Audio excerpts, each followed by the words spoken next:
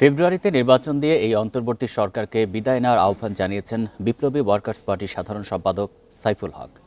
বৃহস্পতিবার সকালে রাজধানীর পুরানা পল্টনে এক বিক্ষোভ সমাবেশে তিনি একথা বলেন।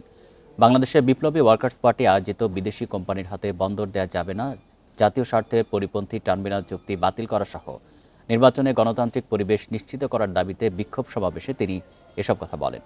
সাইফুল হক বলেন, এই সরকারকে দেশের মানুষ নিরপেক্ষতার চোখে দেখছে না।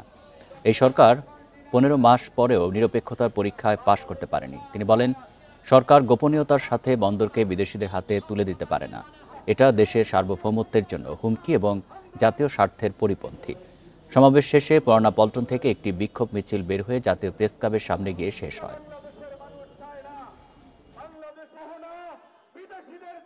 সংবিধানে আমরা তত্ত্বাবধায়ক সরকারের বিধি যুক্ত করব, সেভাবে তত্ত্বাবধায়ক সরকারের অধীনে নির্বাচন হবে।